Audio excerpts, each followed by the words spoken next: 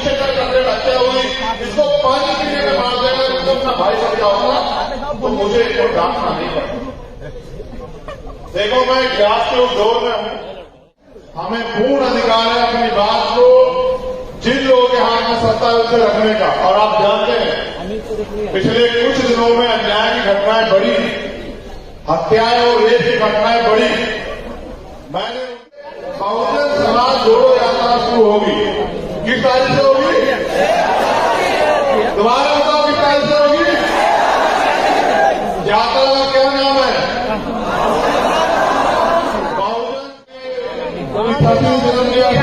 कोई भर्ती नहीं, तो मैं इस भर्ती को भी नमन करता हूं। मैं आपके उत्साह का भी धन्यवाद देता हूं, मैं आपके एकता का भी सम्मान का भी धन्यवाद देता हूं। लेकिन क्योंकि एक बड़ी जिम्मेदारी मेरे कंधों में भी है, तो बस मैं आपसे चाहता हूं कि आप अगले समय मुझे सुनें। देखने को आप मुझे टीवी, अखबार, फेसबुक, व्हाट्सएप, यूट्यूब के माध्यम से देखते ही रहते हैं, लेकिन अगर आप मुझे सुनेंगे नहीं तो शायद आप मेरे अंदर जो चल रहा है उसको नहीं समझ पाएंगे। तो मैं आपसे अपील करूंगा आप मुझे सुने। और ये जो हमारे छोटे भाई यहाँ हैं, अगर वास्तविकता मुझसे प्यार करते तो यहीं बैठ जाओ। तुम्हारे लेकर सब कुछ बोल रहा है, बैठ जाओ, बिल्कुल बैठ जाओ। और ये यहाँ उपस्थित हमारे आजाद समाज पार्टी के प्रदेश अध्यक्ष जवाहर आजाद जी, भीम आर्मी के प्रदेश संयोजक अनिल प्रधान जी, हमारे वरिष्ठ नेता अमित कुशवाहा जी, अबूजर खान जी, तरुण कुमार गौड़ जी, हरिलाल मांझी जी, डॉक्टर दिनेश कुमार जी, एजाज जी, दीपक सम्राट जी, अमर ज्योति जी, अफसर इनाम जी, वीरेंद्र भास्कर जी, दीपक राम जी, सामंत प्रधान जी और निशांत चौधरी जी, और जो बच गया हो जैसे नरेश राम और तमाम साथी, वो हमें ले लेना अपने आप को, ठीक है? यात्रा की हम यहाँ खड़े तो तुम ही खड़े हो, जैसे मनोज जी यहाँ बैठे हैं, हमारे अध्यक्ष के पिताजी यहाँ बैठे हैं, उनका भी बहुत बहुत धन्यवाद। तो एक ये बहुत इम्पोर्टेंट जो है, पहले मैं इससे बात रखूं, भैया आपके पास माइक है? यात्रा कितने किलोमीटर की है? 1009 किलोमीटर। कितने किलोमीटर की है? यात्रा कहां से शुरू होगी? चंपारण से, और कैमूर को होते हुए कहां आएगी? पटना, और उसके बीच में होगी समीक्षा। अगर हमारी मांगों में हुई सुनवाई यहाँ की सरकार ने की तो घिराव होगा राज्यपाल का, और अगर यहाँ की सरकार ने भी हमारे लोगों को न्याय नहीं दिया, उनकी बात नहीं सुनी, तो फिर घिराव होगा यहाँ के मुख्यमंत्री का। ये लोकतंत्र है, हमें पूर्ण अधिकार है अपनी बात को जिन लोगों के हाथ में सत्ता है उसे रखने का। और आप जानते हैं पिछले कुछ दिनों में अन्याय की घटनाएं बढ़ी, हत्याएं और रेप की घटनाएं बढ़ी। मैंने उस दिन भी मुख्यमंत्री से कहा कि भाई आपकी सरकार है, आप पिछड़े वर्ग से आते हैं, मैं मानता हूं कि आपको हम सब SC OBC के जो लोग हैं वो पिछड़े वर्ग में आते हैं, आपको इनके बारे में सोचना चाहिए, इनके हक अधिकारों के बारे में सोचना चाहिए, और इनका न्याय करने वाले को कठोर से कठोर सजा देनी चाहिए कि इनका विश्वास आपके प्रति बढ़े। तो मैं पुणे जो मामले हैं उनको एक बार आपको बता दूं। जैसे सबसे बड़ा मामला है अनुसूचित जाति, जनजाति और OBC में धार्मिक अल्पसंख्यक समाज के आरक्षण, वह SC ST अत्याचार अधिनियम के तहत लंबित केस की कार्रवाई और सुनवाई। एक जो सबसे महत्वपूर्ण है, मेरे साथियों ने मुझसे कहा, राजेश जी और तमाम लोगों ने, मैं पूरी जिम्मेदारी से कह रहा हूं कि दाढ़ी को, जो दाढ़ी का व्यवसाय है उसको कृषि का दर्जा यहाँ बिहार में मिलना चाहिए। इसके वजह से हमारे बहुत सारे लोग रोजगार नहीं दिन हो गए सरकार और कोई रोजगार नहीं देती, तो ताड़ी को कृषि का दर्जा देके अफीम को भी है, तमाम तरह की चीजों को है, अगर वो इसको कृषि का दर्जा दे देगी तो हमारे बहुत बड़े परिवार को रोजगार मिलेगा, वो भी मुख्य धारा में जुड़े रहेंगे।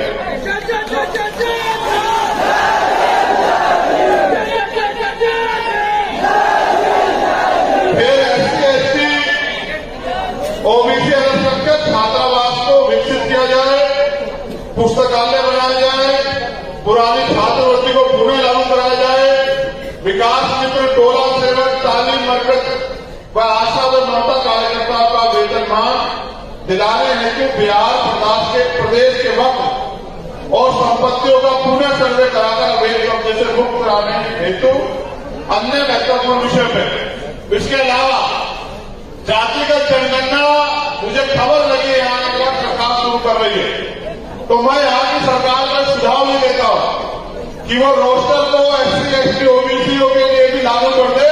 प्रमोशन में रिजर्वेशन उनकी सरकार है, उनके पास अवसर है, वो लागू कर दे। बहुत लोग तैयार हो जाएगा, वो नौकरी की बात करते हैं तो बहुत नौकरी आ जाएगी, मेरा ऐसा मानना।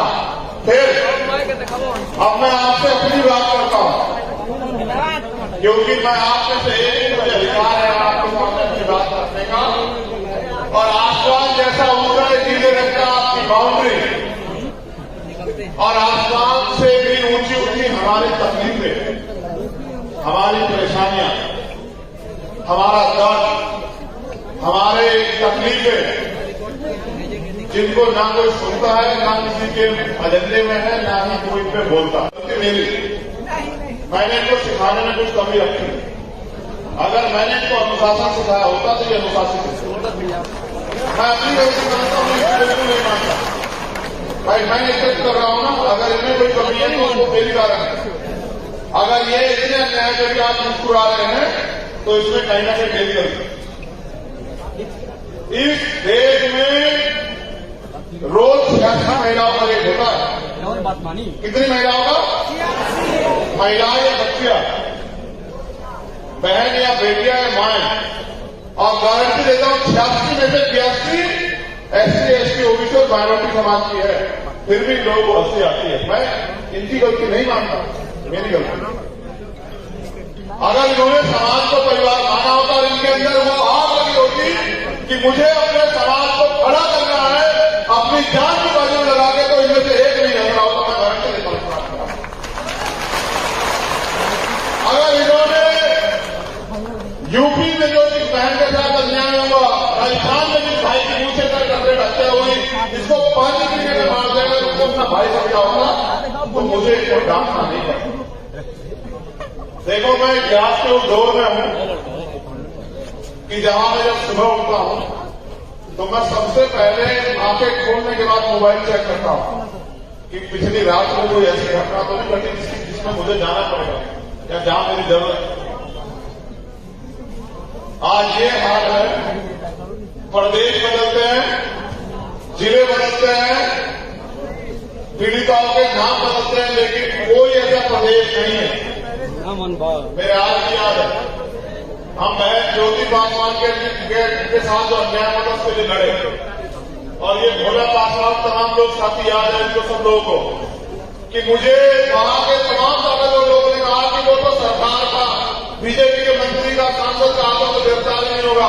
तो मैंने आईजी को उसमें एक बात कही थी कि अगर 3 दिन में गिरफ्तार नहीं हो तो याद रखना कि दरभंगा में आईजी अपनी कुर्सी में नहीं बैठेगा, ताला लगा देगा।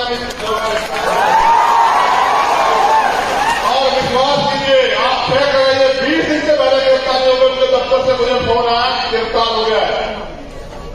आपको परेशान होने की गिरफ्तार करेंगे, कागज पैदा किए दिमाग में, तो मैं धन्यवाद करता हूं।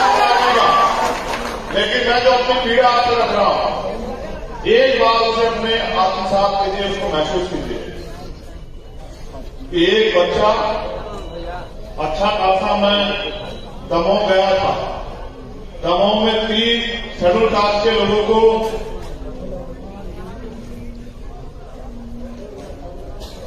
की हत्या कर दी गई, दमोह मध्य प्रदेश। जो सोशल मीडिया चलाते हैं उन्होंने देखा होगा, और तब तक मारा गया जब तक उसके प्राण नहीं निकलते। उसका हाथ की नम खबर कर देखा गया कि मरा नहीं मरा।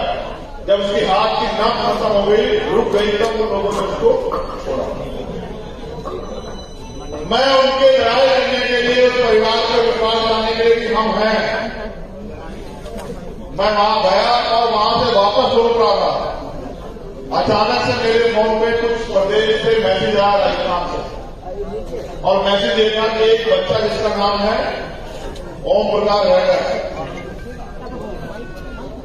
उसने सुसाइड कर लिया।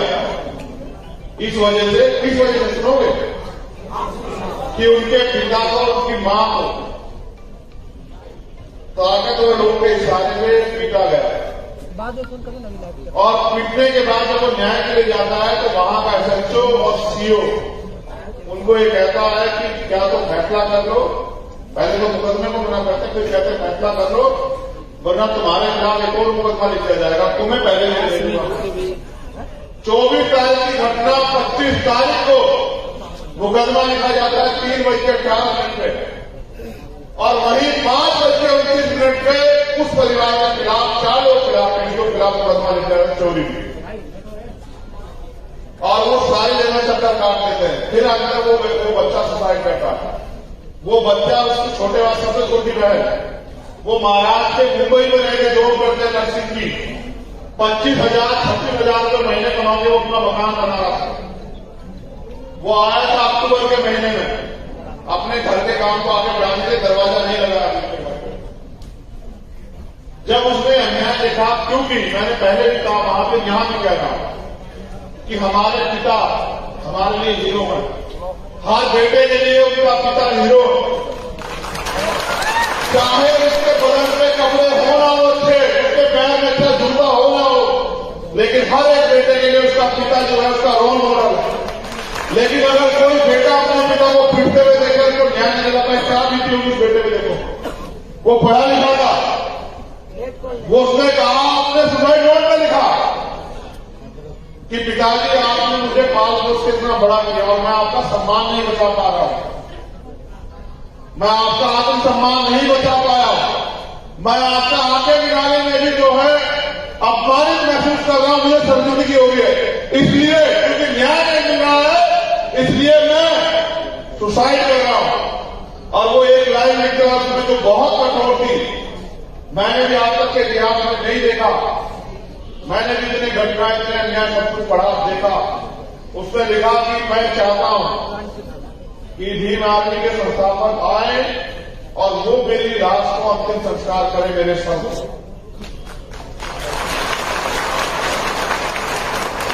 और मैं कहता हूं कि ये ताली बजाने की बात है ही नहीं। अगर आप इतना भी नहीं समझ पाए हैं तो फिर आप क्या लड़ाई लड़ेंगे, ये बड़े सोचने की बात है। मैंने वो सुसाइड नोट जब मुझे भेजा गया तो उसमें लिखा गया कि मेरी अंतिम इच्छा यह है, सुसाइड नोट में लिखा था कि भीम आर्मी के प्रमुख चंद्रशेखर आजाद आए और मेरा अंतिम संस्कार करें अपने हाथों से। फिर दूसरी बात जो अंतिम में लिखी हुई है, उसने लिखा कि मेरे परिवार की रक्षा करना, भाई चंद्रशेखर आजाद मेरे परिवार की रक्षा करना। भीड़ क्या होती है? भेड़ भी एक दूसरे के पीछे चलते। हमारे लोगों को अनुशासित होना चाहिए, क्योंकि जब कोई व्यक्ति आर्मी का जवान बनता है, सेलेक्ट हो जाता है, तब तक उसको जवान नहीं माना जाता जब तक वो कठोर ट्रेनिंग से न गुजर जाए। अगर कोई नौजवान IAS IPS की परीक्षा भी पास कर लेता है तो भी उसको डायरेक्ट टीएम नहीं बनाते, पहले उसकी ट्रेनिंग कराते हैं। इसलिए आपको इस देश में शासन सत्ता में आने के लिए कैडर की जरूरत है।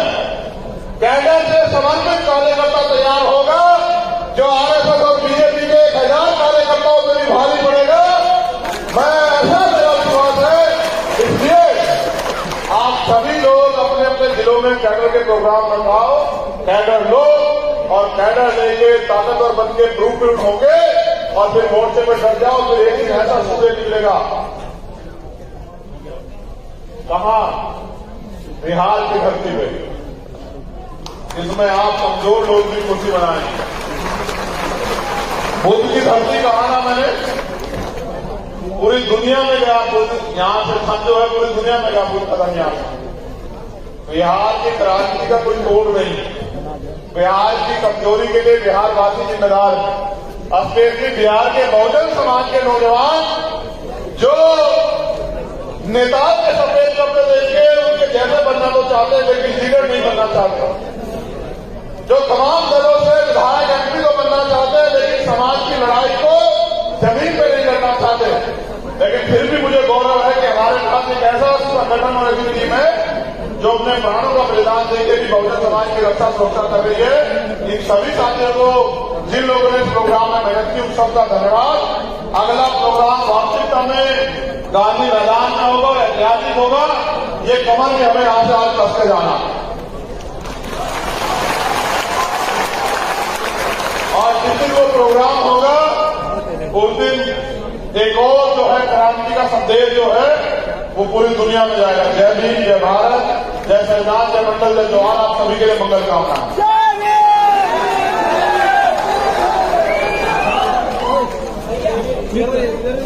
लाइट बन जाओ।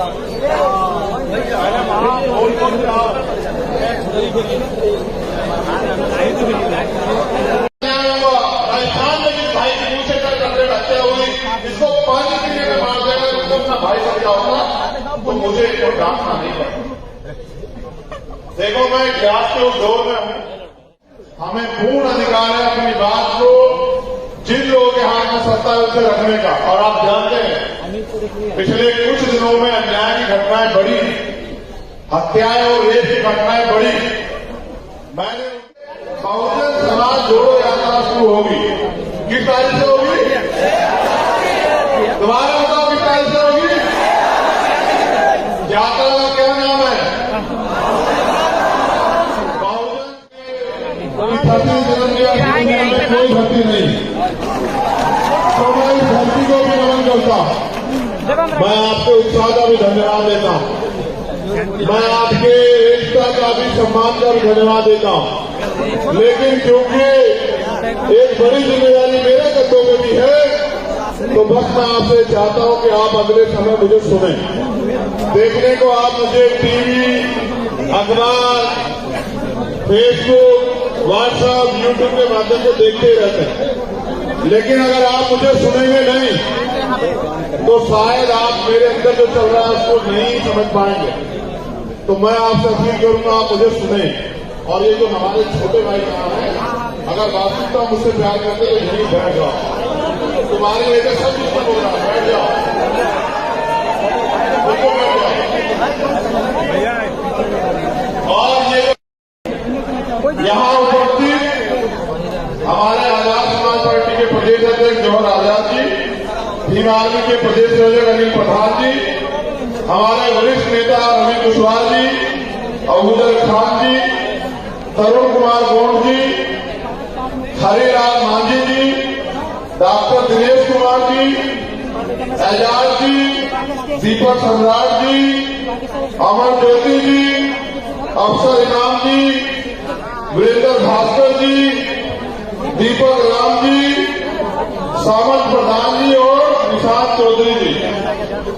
और जो बच गया और जैसे नरेश राम और तमाम साथी वो हमें ले लेना अपने आप को, ठीक है? यात्रा कि हम यहाँ खड़े हैं तो तुम ही खड़े हो।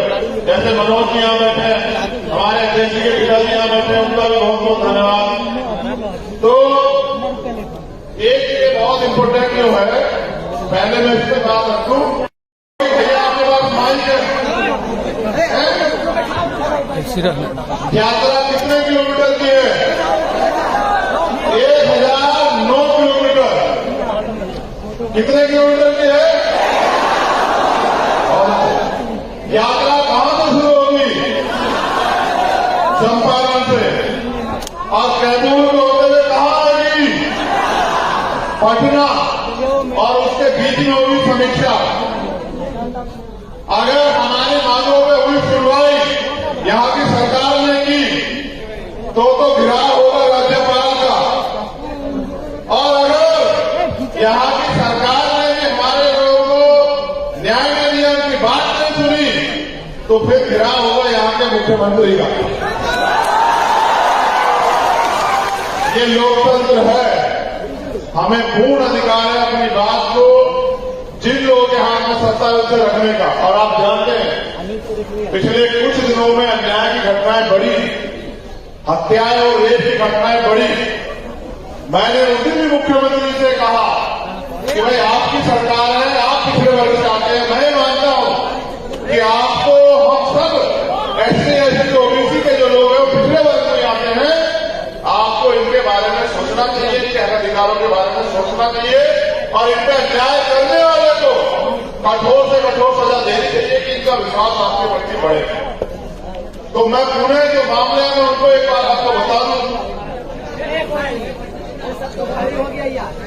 जैसे सबसे बड़ा मामला है अनुसूचित जाति जनजाति और ओबीसी में धार्मिक अल्पसंख्यक समाज के आरक्षण व एससी एसटी अत्याचार अधिनियम के तहत लंबित केस की कार्रवाई और सुनवाई। एक तो सबसे महत्वपूर्ण है, मेरे साथियों ने मुझसे कहा, राजेश जी और तमाम लोगों ने, मैं पूरी जिम्मेदारी से कह रहा हूं कि दाढ़ी को, जो दाढ़ी का व्यवसाय है उसको कृषि का दर्जा यहां बिहार में मिलना चाहिए। इसके वजह से हमारे बहुत सारे लोग रोजगार नहीं होंगे, सरकार और कोई रोजगार नहीं देती, तो दाढ़ी को कृषि का दर्जा देंगे, अफीम को भी है, तमाम तरह की चीजों को है, अगर वो इसको कृषि का दर्जा दे देगी तो हमारे बहुत बड़े परिवार को रोजगार मिलेगा, वो भी मुख्य धारा में जुड़े रहेंगे।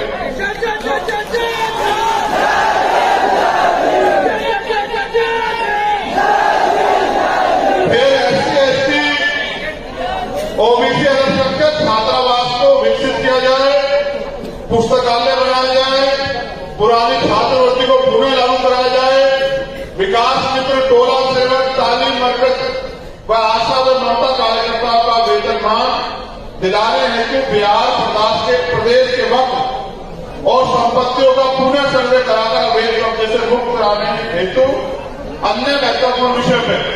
इसके अलावा जातिगत जनगणना, मुझे खबर लगी है यहाँ की सरकार शुरू कर रही है, तो मैं यहाँ की सरकार का सुझाव भी देता हूं कि वो रोस्टर को एससी एसटी ओबीसीओ के लिए भी लागू कर दे, प्रमोशन में रिजर्वेशन उनकी सरकार है, उनके पास अवसर है, वो लागू कर दे, बहुत पैसा तैयार हो जाएगा। वो नौकरी की बात करते हैं तो बहुत नौकरी आ जाएगी, मेरा ऐसा मानना।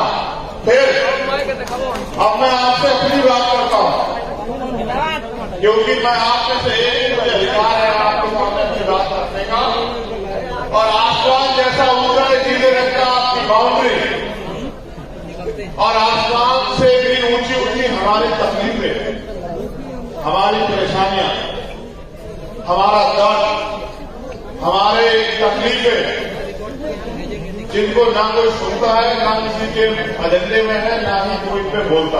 मेरी मैंने इनको सिखाने में कुछ कमी रखी, अगर मैंने इनको अनुशासन सिखाया होता तो ये अनुशासित होता।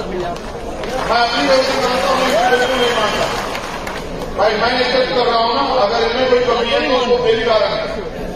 अगर ये इतने अन्याय करके आप मुस्कुरा रहे हैं तो इसमें कहीं ना कहीं मेरी गलती। इस देश में रोज 86 महिलाओं का रेप होता है। कितनी महिलाओं का? महिलाएं या बच्चियां, बहन या बेटियां या माएं, और गारंटी देता हूं 86 में से 82 एससी एसटी ओबीसी और माइनॉरिटी समाज की है, फिर भी लोग हंसी आती है। मैं इनकी गलती नहीं मानता, मेरी गलती। अगर इन्होंने समाज को परिवार माना होता और इनके अंदर वो आग लगी होती कि मुझे अपने समाज को खड़ा करना है, अपनी जान की बाजू में लगा के, तो इनमें से एक नहीं हट रहा होता। मैं गारंटी देता हूं। अगर इन्होंने यूपी में जो जिस बहन के साथ अन्याय हुआ, राजस्थान में जिस भाई की मुंह से कर हत्या हुई, इसको पानी पीने में मार देगा, उसको अपना भाई समझा होगा, तो मुझे इसको डांटना नहीं पड़ता। देखो, मैं इतिहास के उस दौर में हूं कि जहां मैं जब सुबह उठता हूं तो मैं सबसे पहले आंखें खोलने के बाद मोबाइल चेक करता हूं कि पिछली रात में कोई ऐसी घटना तो नहीं घटी जिसमें मुझे जाना पड़ेगा या जहां मेरी जरूरत है। आज ये हाल है, प्रदेश बदलते हैं, जिले बदलते हैं, पीड़िताओं के नाम बदलते हैं, लेकिन कोई ऐसा प्रदेश नहीं है। मेरे आज भी याद है, हम बहन ज्योति पासवान के साथ जो अन्याय हुआ उसके लिए लड़े, और ये भोला पासवान तमाम लोग साथी याद है इनको सब लोगों को, कि मुझे वहां के तमाम ताकतवर लोगों ने कहा कि वो तो सरकार का, बीजेपी के मंत्री का, सांसद का आगे तो गिरफ्तार नहीं होगा। तो मैंने आईजी को उसमें एक बात कही थी कि अगर 20 दिन में गिरफ्तार नहीं हो तो याद रखना कि दरभंगा में आईजी अपनी कुर्सी में नहीं बैठेगा, ताला लगा देगा। और विश्वास कीजिए, आप तय करेंगे 20 दिन से पहले गिरफ्तार नहीं होगा। उनके दफ्तर से मुझे फोन आया कि गिरफ्तार हो गया है। आपको परेशान नहीं होती, गिरफ्तार करें, ये कागज पैदा किए बीमार में, तो मैं धन्यवाद करता हूं। लेकिन मैं जो अपनी पीड़ा आपसे रख रहा हूं, एक बार उसे अपने आत्मसात कीजिए, उसको महसूस कीजिए कि एक बच्चा अच्छा खासा, मैं दमोह गया था, दमोह में 3 शेड्यूल कास्ट के लोगों को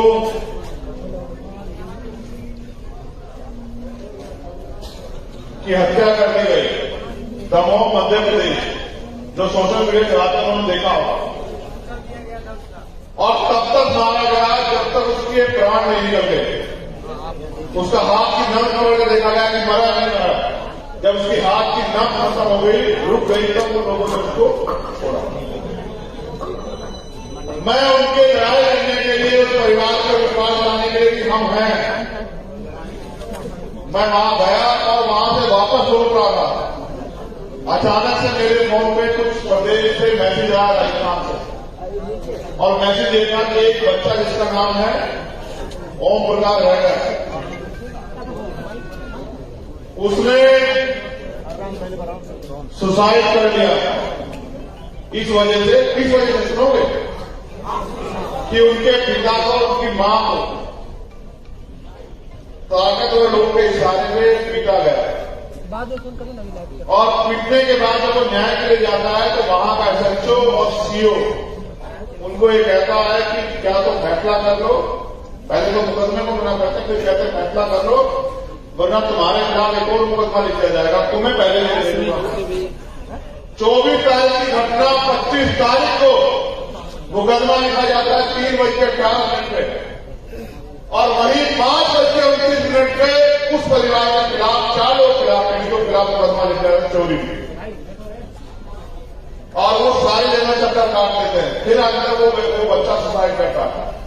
वो बच्चा, उसकी छोटे वाले सबसे छोटी बहन, वो महाराष्ट्र के मुंबई में रह के जॉब करते हैं नर्सिंग की, 25,000-26,000 रुपये महीने कमा के वो अपना मकान बना रहा था।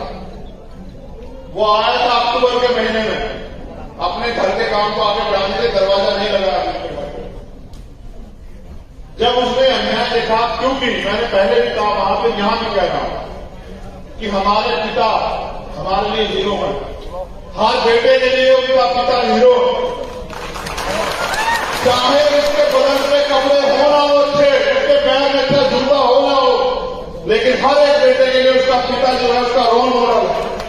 लेकिन अगर कोई बेटा अपने पिता को पीटते हुए देखकर उसको न्याय नहीं दिला पाए, क्या बीती होगी उस बेटे में, देखो वो पढ़ा लिखा था, वो उसने कहा, अपने सुसाइड नोट में लिखा कि पिताजी आपने मुझे पाल पोस के इतना बड़ा किया और मैं आपका सम्मान नहीं बचा पा रहा हूं, मैं आपका आत्मसम्मान नहीं बचा पाया, मैं आपका आंखें गिराने में भी जो है अपमानित महसूस कर रहा हूं, मुझे शर्मिंदगी हो रही है, इसलिए क्योंकि न्याय नहीं मिल रहा है, इसलिए मैं सुसाइड कर रहा हूं।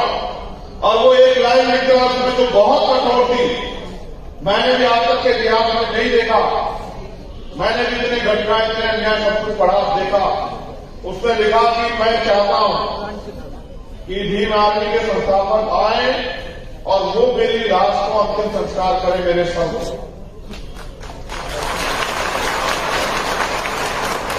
और मैं कहता हूं कि ये ताली बजाने की बात है ही नहीं।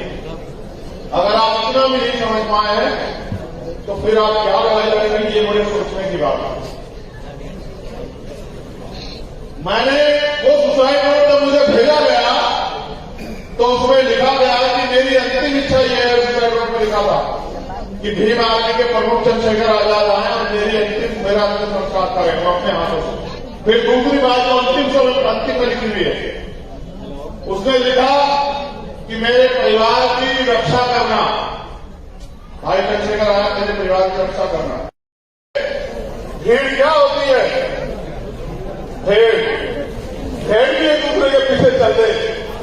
हमारे लोगों को अनुशासित होना चाहिए, क्योंकि जब कोई व्यक्ति आर्मी का जवान बनता है, सेलेक्ट हो जाता है, तब तक उसको जवान नहीं माना जाता जब तक वो कठोर ट्रेनिंग से न गुजर जाए। अगर कोई नौजवान आईएएस आईपीएस की परीक्षा भी पास कर लेता है तो भी उसको डायरेक्ट टीएम नहीं बनाते, पहले उसकी ट्रेनिंग कराते हैं। इसलिए आपको इस देश में शासन सत्ता में आने के लिए कैडर की जरूरत है। कैडर से समर्पित कार्यकर्ता तैयार होगा जो आरएसएस और बीजेपी के 1000 कार्यकर्ताओं से भी भारी पड़ेगा। मैं ऐसा मेरा विश्वास है। इसलिए आप सभी लोग अपने अपने जिलों में कैडर के प्रोग्राम रखाओ, कैडर लो और कैडर लेके ताकतवर बन के प्रूफ होंगे और फिर मोर्चे पर डट जाओ। फिर एक ही ऐसा सूर्य निकलेगा। कहां? बिहार की धरती में, इसमें आप कमजोर लोग भी कुर्सी बनाएंगे। बुद्ध की धरती कहा ना मैंने, पूरी दुनिया में गया बुद्ध। यहां से हम जो है पूरी दुनिया में गया बुद्ध कदम। यहां बिहार की क्रांति का कोई तोड़ नहीं। बिहार की कमजोरी के लिए बिहारवासी जिम्मेदार है। स्पेशली बिहार के बहुजन समाज के नौजवान जो नेताओं के सफेद कपड़े देख के उनके जैसे बनना तो चाहते हैं, लेकिन लीडर नहीं बनना चाहते। जो तमाम दलों से विधायक एमपी को बनना चाहते हैं, लेकिन समाज की लड़ाई को जमीन पर नहीं करना चाहते। लेकिन फिर भी मुझे गौरव है कि हमारे पास एक ऐसा संगठन और ऐसी टीम है जो अपने प्राणों का बलिदान देके भी बहुजन समाज की रक्षा सुरक्षा कर रही है। इन सभी साथियों को, जिन लोगों ने इस प्रोग्राम में मेहनत की, उन सबका धन्यवाद। अगला प्रोग्राम वास्तविकता में गांधी मैदान में होगा और ऐतिहासिक होगा। ये कमर में हमें यहां से आज कस के जाना और जिस दिन वो प्रोग्राम होगा उस दिन एक और जो है क्रांति का संदेश जो है वो पूरी दुनिया में जाएगा। जय भीम, जय भारत, जय संविधान, जय मंडल, जय जवाहर। आप सभी के लिए मंगल कामना।